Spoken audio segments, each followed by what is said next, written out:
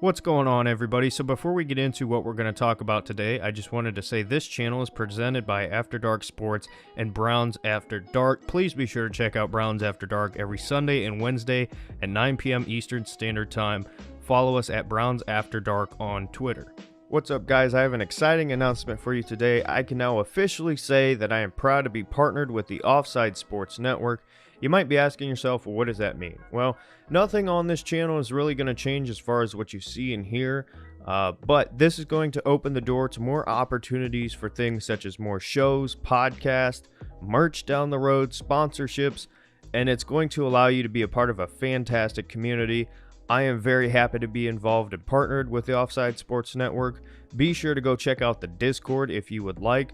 People in there non-stop just about every day. It's a fantastic community you're going to want to be a part of. So be sure to check out the Discord and follow Offside Sports Network on Twitter. What's going on, everybody? Welcome to another episode of the Browns Beat podcast. We have the Deshaun Watson suspension announcement. Me and Tristan have been waiting on this for literally forever. I mean, we've sat here and ran through the list of topics, beat them to death. And the day has finally come. So before we actually dive into it, I just wanted to say, obviously on my channel and everything I do, this podcast, other podcasts, my own personal videos, whatever, I try to really take a step back, and I've kind of handled this situation with Deshaun Watson. I feel like, more so in a way to where it's like, again, I'm not a lawyer. Tristan's not a lawyer. Anybody I talk to, they're not lawyers. Unless I actually have a damn lawyer on. Nobody here knows what they're talking about legally other than what we read, what we hear. So I'm not here to tell you I'm 100% correct. I'm not here to tell you how you should feel, what your opinion should be. I personally believe, and I'm sure Tristan believes as well, we're all allowed to have our opinions. We're all allowed to have our own thoughts. That's what makes, debating and talking about sports great. But with that being said, Tristan has read the full documents that have been released from Sue L. Robinson and her decision on the 6-game suspension. So again, don't take anything we say as how you should feel. We're just here to share our opinions, and me and Tristan both would appreciate it if you would let us know your thoughts, whatever you think, whatever you feel. We'd appreciate it. And before we get into it, I just want to say Tristan has done a fantastic job. We have now a Browns Beat podcast channel, which has a lot of the clips from the podcast. We're going to keep Tristan's going to keep putting them out. Eventually, we're probably going to move the podcast over there or just put them on both, whatever. So I will link that in the description if I do remember, which I better remember. If not, I can go back and put it in. But nevertheless, that PSA is out of the way. Tristan, how are you doing? And then take us away. Yeah, doing good. Been waiting for this decision for a long time. Sorry we haven't really gotten a podcast out lately. There was no news at all. I mean, Browns Twitter, Browns rumors. All it was Baker Deshaun. So, we're back now. So I'm excited. Had a little bit of a break. And we're back to it. But yeah, and just to kind of like bounce off of what you said at the beginning there, I'm not a lawyer. So I read this document and interpreted it as somebody who's not a lawyer. So there might be a few things that I got wrong or some things I misinterpreted. So, from the best of my knowledge, I'm going to kind of break down everything and kind of make it so that way you can understand it. And, there's a chance I got some things wrong. I don't think I did, but if it did happen, please feel free to correct me in the comments down below. We're all about making sure, especially when it comes to something like this, involving this specific case and the stuff that's going on around it, you never want to spread misinformation. And so if I do, it's not on purpose. But I'm just going to kind of give you a breakdown of everything that I read and how I interpreted it. So, and before you get into it, I just want to say, I'll try to link the document in the description if you guys have not seen it. So Again, Tristan's read everything, and you're going to share what you take away from it. But if you want to read it yourselves, please, please, if you have strong feelings about it, just take the time. There's 15 pages. I Yeah. will link it. You can have access to it. Go read it. Go create your own opinion. All I ask is that you just do your own work. You know what I'm saying? Don't let other people control how you view something. Is what I would say. But go ahead, Tristan. I didn't mean to cut you off. No, no, you're fine. And I guess we kind of talked about the Deshaun Watson stuff before, and we didn't necessarily go into detail. Um, I'm not going to go too deep into detail, but I am going to go a little bit deeper than we have before. So if anybody watching isn't comfortable hearing discussion about this, um, I would say probably want to either skip ahead into the podcast or maybe even just plan on not listening to this one in particular. Um, so I just want to put that out right now. But with that being said, let's just kind of get into it. So before I even get into the actual document itself, there were a couple things I did want to go over. So first things first, at the end of the day, with the suspension, with the ruling, with whatever it is, nobody's winning here. This isn't a win or lose thing. Um, you know, there's no way to know 100% because there is no evidence whether Deshaun Watson did do something wrong on purpose. That's the important part, on purpose. And, you can take a guess and you can say probably, but it's not 100% certain. And the only people that know are Deshaun and those women. So that's the one thing I wanted to get out of the way right now was there is no winner or loser. And, no matter what, somebody did not get a fair outcome here. Either the women that were mistreated or Deshaun himself, if all of these women are lying, he's now got this attached to his name. He's never going to let it go. But also at the same token, with these women, everything that happened to them is fairly traumatizing. And now they're seeing that the person that did that to them, he's not getting a heavy punishment. And then the other thing I wanted to address was the difference between the Calvin Ridley situation and Deshaun Watson situation when it comes to suspension. With Calvin Ridley, there's so many factors that go into his full year suspension. The first thing is there is definitive evidence. There is 100%. They probably have it down to the nanosecond that he placed his bets. And in the CBA, it is listed that it is strictly illegal to do it. And a year suspension is the standard for that. So I wanted to make that evidently clear. Just because what is alleged against Deshaun Watson is worse, it doesn't equate because with Deshaun, there's no definitive evidence. If there was definitive evidence against Deshaun, we wouldn't even be having this discussion right now. He'd be in a courtroom and he'd be in handcuffs. So, it's unfortunate we'll never exactly know the truth entirely about Deshaun, but I just wanted to get that out of the way now. With Calvin Ridley, it was definitive evidence. With Deshaun, it was not. So that's why Ridley got the harsher suspension. And with that being said, essentially throughout the whole document, at the very beginning, and it kind of goes through the reasons why the NFL is choosing disciplinary action against Deshaun. It goes, and then it moves into the details as far as what Deshaun did to deserve disciplinary action. And then it kind of goes into each individual policy that he broke in the personal conduct. And those were sexual assault. That was one of the policies. Conduct that poses a genuine danger to the safety and well-being of another person, and conduct that undermines or puts at risk the integrity of the NFL.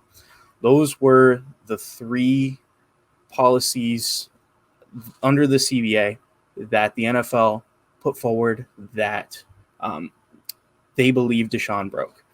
So when it came to the breakdowns, as far as everything goes, I don't want to get too into detail with all of the details, but Sue Robinson actually agreed that Deshaun broke each and every single one of those conducts. Under the sexual assault conduct, it's for probable cause, not for criminal. That's the important thing to remember here. Because there's probable cause of sexual assault, that is the reason why he broke that code of conduct, the policy, the conduct. So that right there is why he they were able to prove that there was probable cause. That's why he broke that conduct. It was nothing criminal.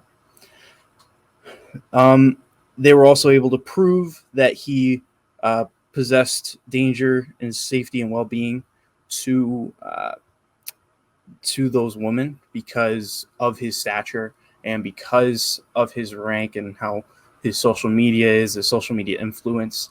The NFL was able to persuade Sue Robinson and having her agree that because of his platform and because of the way in which everything unraveled, that he posed danger to the individual person, to them and their businesses. So, and then conduct that undermines or puts at risk the integrity of the NFL, because there was probable cause, because there were civil lawsuits that had merit and that were settled, all but one. Because all of that, he broke that policy as well. And before we get into Sue's ruling, some context here. With Ray Rice and his incident, because it does connect, and it seems like it doesn't, but just hear me out. I'll connect it. Ray Rice, after his incident, the domestic violence with him and his wife, and we've all seen the video. It's brutal. It's terrible. He only got suspended for 2 games. And after that, there was a very big public outcry about it. And immediately after, Roger Goodell decided to change the first-time offense under the CBA, the punishment, from the max being, I believe it was 2 games, to 6 games. So that's the one thing to note. And the CBA maxing out at 6 games and the Ray Rice incident being the cause of that is important here. So even though Sue did agree with all of the NFL's claims that he broke these policies, he broke the 3 policies. She agreed with them. She did not agree with the NFL that this was an unprecedented incident, and she did not agree that it would have been fair for the NFL to break their rules for this case, because even though it's the most egregious case, which she did say that this is the most egregious case that the NFL's had to deal with as a result of all of this, she felt like it wouldn't have been fair for the NFL to impose a stricter punishment upon Deshaun Watson when the collective bargaining agreement said that the max was 6. And that's the bargaining agreement between the NFL and the NFLPA. She didn't feel like it was fair for that policy to be broken in this case, because it was something that it was a written verbal agreement, or a written agreement, I should say, not verbal. And she just felt like it wouldn't have made sense to go against what that agreement said. So that's why he got the maximum of 6 games, and he didn't get more. I'm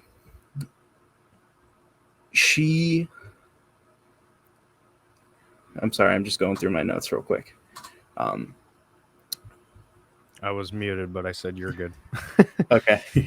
Everybody's like, why is his mouth moving? But I'm not hearing anything. No kidding, right? So No, but she pretty much said that because it was his first time offense, even though there were multiple women, this was the first instance of like sexual assault that he had faced. This was the first broad scope of it. So because of that, it fit under that like first time offender rule.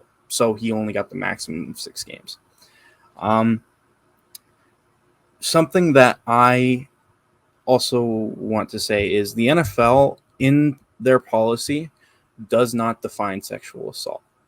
So Sue had to come up with her own. She ended up using one of the NFL's. I can't remember the exact name of him, but it was like an NFL investigator. She ended up using his definition of it when she was reading one of the investigators' reports. So she went off of that definition because the actual CBA, the policy for sexual assault, it doesn't have a definition. That's another important thing I did want to point out, just because that could also be part of the reason why, in this specific instance, why he fit under the 6 game category.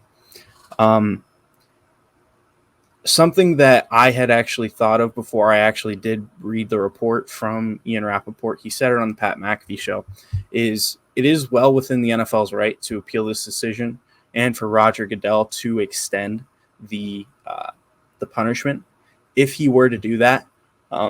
Something that I thought that is now confirmed, Deshaun Watson and the NFLPA would take the NFL to court and sue for essentially not agreeing to the CBA, not following what was agreed on. Yeah, let's talk about this for a second, because I think this is really important. So, in my opinion, if they were to do this, right, because the NFLPA put out a statement, I want to say it was last night. Yeah, that's right, last night, because the ruling came this morning.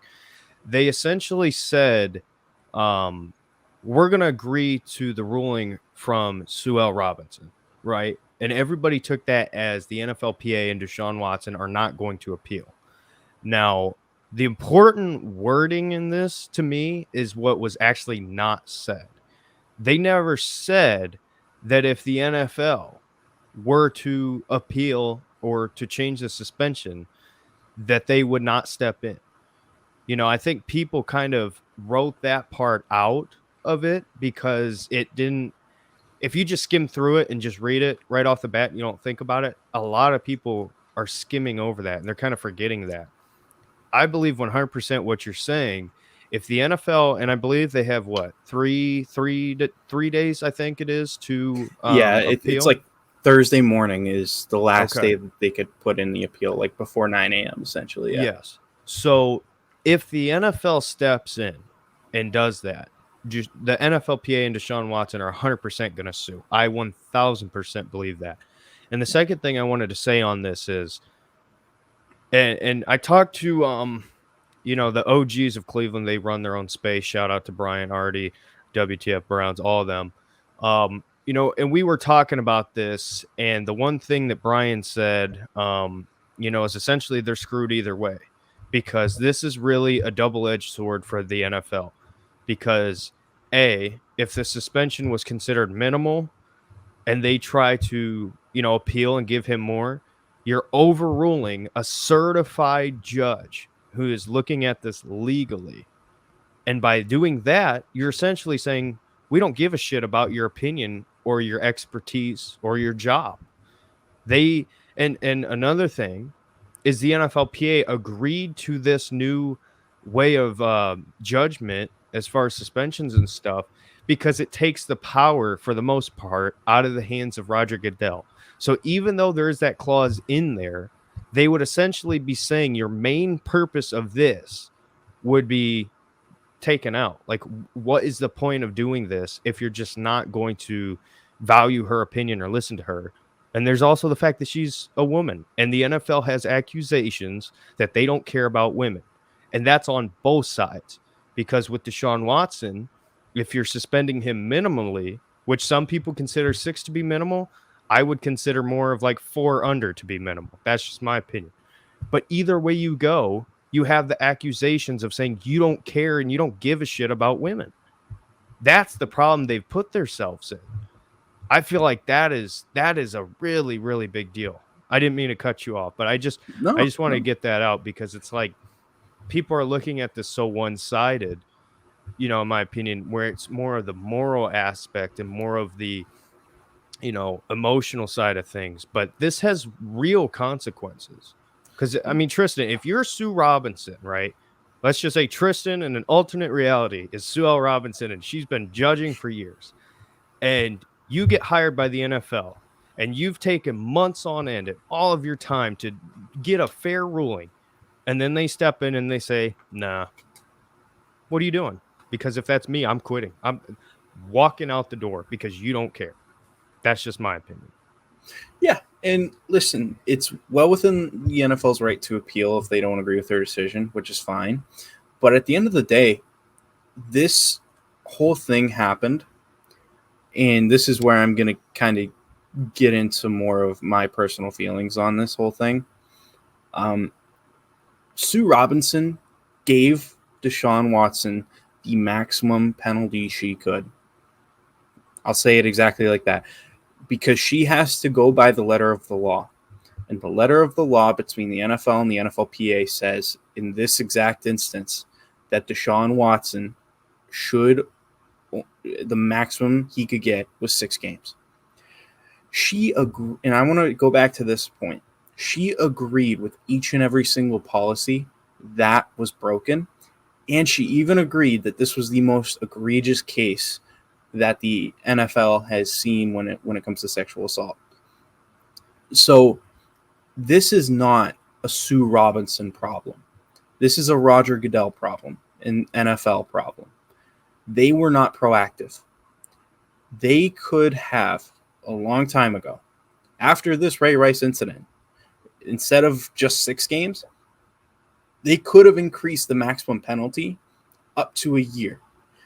And if that was the case, if it was set before today that the maximum penalty that somebody could get would have been a year for a first-time offense, I fully believe that Deshaun Watson would be suspended for this entire season. I fully believe it. But because of the way that the letter of the law is worded, and because of the fact that Roger Goodell and the NFL were not proactive within the CBA, the reason why they weren't proactive is the reason why it's only 6 games. So if you are unhappy with the length of the suspension, which, again, you have every right to be unhappy about the length of the suspension. We're not here to tell you you're wrong to feel the way you feel, or you're valid in your thoughts. That's not what we're here for. I wanted to pretty much just take this time to go through everything, and instead of all of it being legal wording, I wanted to actually be able to, be something where you could easily intake the information. That's what this whole thing was about. And then us giving our thoughts on it. If you are unhappy with the length of the suspension, do not blame Sue Robinson. Do not blame the Cleveland Browns. Do not blame, you can blame Deshaun Watson if you want. That's fine. If you want to blame the Cleveland Browns for taking on Deshaun Watson with all the stuff around him, that's fine. But when it comes to the length of the suspension, there is nobody who deserves more flack than Roger Goodell. He is the one that you need to target your hatred and your anger towards, because he could have been proactive and prevented this. He could have been proactive and made it that way Deshaun could have gotten the full year, but he didn't. And part of the reason why Josh Gordon, a player that us Browns fans know really well, the reason why he got suspended for a year plus because of marijuana was because he was more than a first-time offender. And because of the wording in the CBA, this qualifies Deshaun Watson as a first-time offender. So because of the poor wording in the CBA and because of the inability to be proactive in extending the suspension time frame, the available suspension time frame, Deshaun Watson is not getting the full year, even though Sue Robinson agrees with the NFL. So I wanted to make sure that people understood that. just because if you are angry, which you have every right to be, make sure you're directing that anger at the right place. This is one of those things where, and I haven't seen one person on Twitter say it yet, this is one of those things where you go after Roger Goodell and you tell him to step down if you feel so inclined to, which I wouldn't blame you if you did. That's what you have to do, in my opinion, is if you're angry about this, that's the way you go about it, in my opinion. That's the correct way to go about it. So with that being said, Derek, do you have any thoughts about the document itself or anything else? Aside from what I already said, again, I just really think that the NFL has backed themselves into a corner. I don't have any other better analogy. A lot of people aren't going to understand this, but in terms of professional wrestling, they call it booking yourself into a corner. And what that means is you'll have somebody who's propped up to be the next guy. You know what I'm saying? And then you'll have another person who's on a hot streak that you also want to be a big star. And you'll throw them into each other. And then guess what? Nobody wins. Because if you have guy A, who you want to be a star, and then you take guy B, who you want to be a star, somebody's got to lose. And that really messes up something, right? And I know a lot of people aren't going to understand that. There's probably like 2 or 3 people going, oh, I know what you're talking about. And nobody else will understand. But again, it's this double-edged sword thing. There's no winner in this, like you said earlier. And as far as the suspension itself, the reality is Deshaun Watson has got to do a better job with his personal character.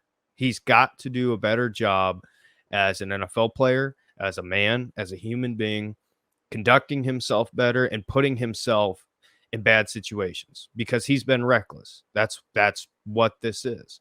And one of the things that I've said and other people have said, this is not just a Deshaun Watson thing. This is, in my opinion, a prime example for other NFL players who do things morally wrong that me and Tristan probably don't agree with and that me and other people probably don't agree with.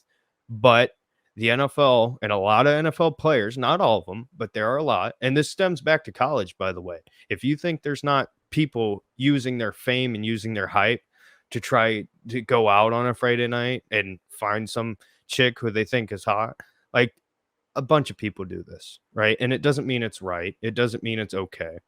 But it's really about where you line up as a human being, because it's easy for us to say that, oh, I would never ever risk that.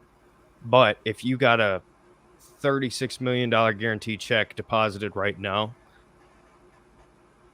people change. You have to develop as a character and as a human being. And I feel like at the end of the day, this should be a lesson for Deshaun, should be a lesson for NFL players. And I personally, as far as the ruling goes, I think this is going to have very major effects on the future of how suspensions and decisions are made, because you've set the standard now, right? This is it. And if you overstep her, you're setting the standard that she doesn't matter. And if you don't, you're setting the standard that what she has to rule on is what it's going to be. So again, there's really no winner. But that's all I really got to say on the suspension itself. If you got anything else you want to add on it, that's fine. But next thing I want to talk about is, what does Jacoby do with 6 games? But if you got anything else, go ahead. No, I think just to round it off, the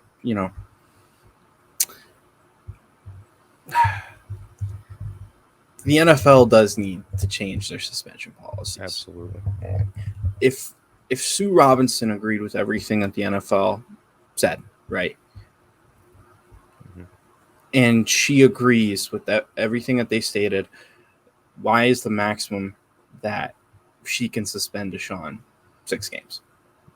That's the part for me that's, the whole CBA when it comes to discipline and suspensions.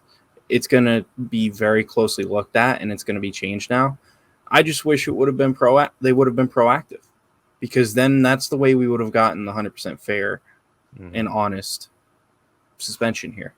Obviously as a Browns fan, I want my team to win. I don't want Deshaun to get suspended for a long time, but also I want what's right.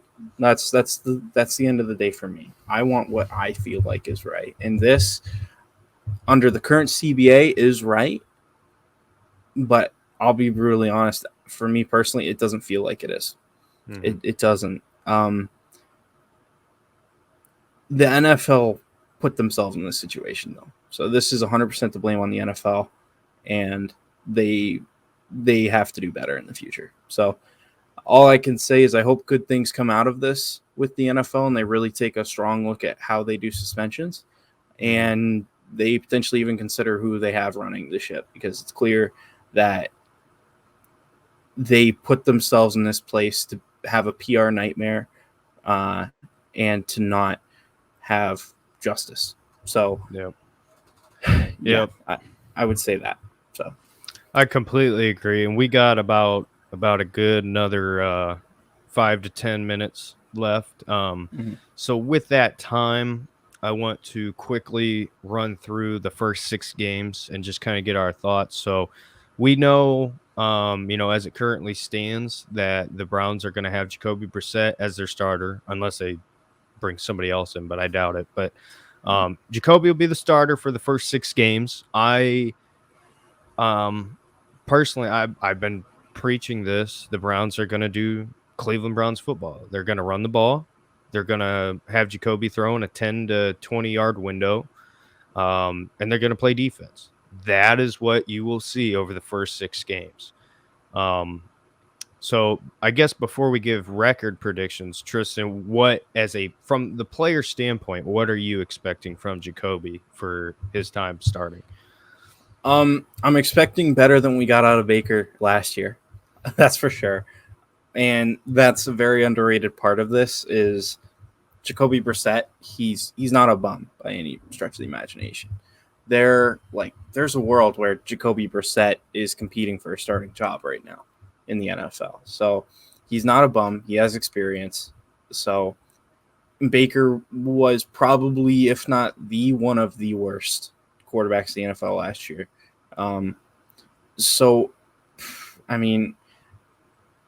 The offense should be able to run a little bit better than it did last year with Jacoby Brissett. I'm not saying it's going to be, immediately off the bat returning to how it was in 2020, but it's going to be better just because you're going to get a little bit more consistency out of the quarterback, I'd imagine. So for me personally, I think that the very first 6 games with Jacoby, I think that he will do solid. I think he'll do well. I don't expect him to light up the league, but, hey, it happens. It happens. It's great for us, right? So trade him, get a pick. Absolutely. Are you kidding me?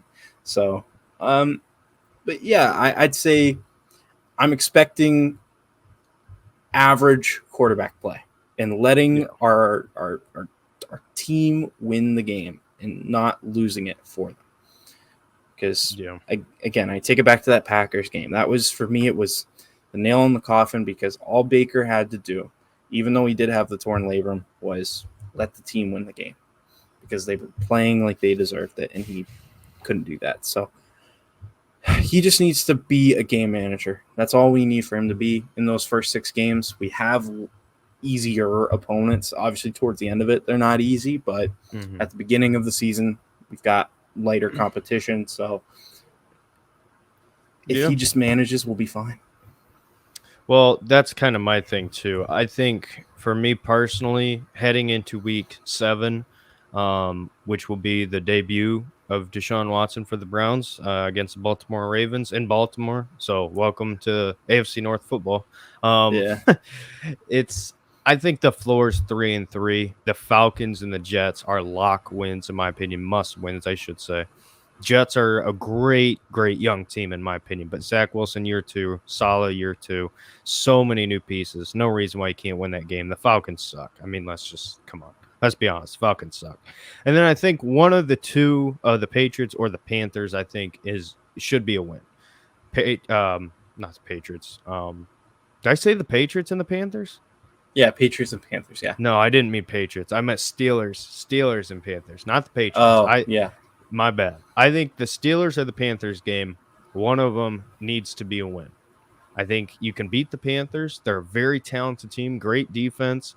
But the quarterback situation is what it is. Regardless, I really don't care if Baker Mayfield's starting. The guy's still learning a new offense. He's still coming off of an injury. So you can be the biggest Baker fan of all time. It's not like he's going into a smooth situation. Either way, with Sam Darnold, same thing. The guy sucks. I mean, Sam Darnold's terrible. And then with Pittsburgh, news today that they basically told Trubisky that it's his job to lose. So that's a guy who, you match up Trubisky and Brissett. I feel like they're fairly even to an extent. You should be able to compete in that game at the very least. Now, the Patriots and the Chargers, those are games I expect to lose. So I think the best case scenario is 4-2 heading into week 7. But what my expectation is 3-3 at least. You got to be 3-3. Yeah, and I kind of feel the same way. I feel like the floor for me is actually going to be 2-4. The only game I view as a slam dunk with Jacoby is Atlanta. There is no reason this team should lose to Atlanta, even with Jacoby Brissett. No reason. So that for me is the one where that's the game for us to win 100%. And I mean, between the Steelers, Panthers, and Jets, the only thing with the Jets that kind of might be an issue, in my opinion, is if Zach Wilson takes a ginormous step year 2, which I don't necessarily expect it, but I mean, we've seen what Justin Herbert, Joe Burrow, those guys have done in year 2. Obviously, Zach Wilson, I don't think is on the same trajectory as those two guys, but it's still possible. He has a boatload of potential, so I wouldn't put it past him to do that. So I would say that. With regards to the ceiling, I believe the ceiling could be 5-1. I think that if we win all of those games where our roster's better, it's just a iffy situation at quarterback. I do believe that the only team that I really feel like we really don't have a shot against is the Chargers, just because I love the construction of their team. I think that our teams are actually built fairly similar. So they you could argue that they do have the better roster, which it's close. It's close. So I wouldn't really have a tough time hearing that, Khalil Mack and J.C. Jackson are hell of a pairing to get in the offseason, that's for sure. Oh my gosh. Yeah. Joey Bosa and Khalil Mack coming off the edge. Yeah. Oh, I really hope Jed brought his lunch pail. I hope he brings his lunch pail that day. Oh, yeah. So absolutely. So I think the ceiling's 5-1, floor's 2-4. Yeah, definitely. I think, in my opinion, I'll be happy if we're 500. That is the best to me. Yeah, because then you're asking Deshaun to, get a winning record with 11 games left. So if you go 6-5, that's 8 losses, 9 wins. In this division, you might not be able to pull it off. So you might have to get an extra win in there. You might have to get 7. But, Well, that's the biggest thing, what you just said, divisional games. We have one divisional game in Jacoby's time starting, and then as soon as Deshaun comes back, guess what? Ravens, Bengals, and then obviously the rest of the group, later on. But he'll have film on them, and they won't have film on him. So hopefully he does his homework. But we got to wrap it up here. Unfortunately, time has ticked to an end. Hope you guys enjoyed it. But Tristan, you got anything else you want to add? First of all, thank you. Thank you for reading that and breaking it down. I appreciate it. Not a problem.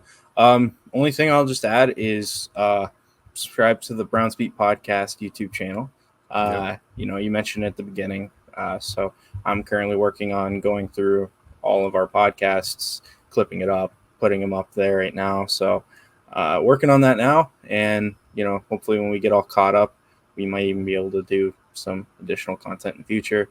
We're working on some stuff. We're thinking about doing some stuff. So, we'll have some pretty cool things in store for you guys. So thanks again for another great episode. Thank you guys for tuning in. And Derek, go ahead and take us out. Yep. As I said before, drop us a like. Let us know what you think in the comment section. Comments help a lot. If you really like it, subscribe. This is basically what I do. So if you like this, you'd probably like everything else. But appreciate it. And the last thing I'll say is, as Browns fans, a lot of people are going to get attacked just for being a Browns fan. The block button works. So it is what it is. But with that being said, everybody, thanks for watching. Appreciate it. And we will see you in the next one. Have a good night.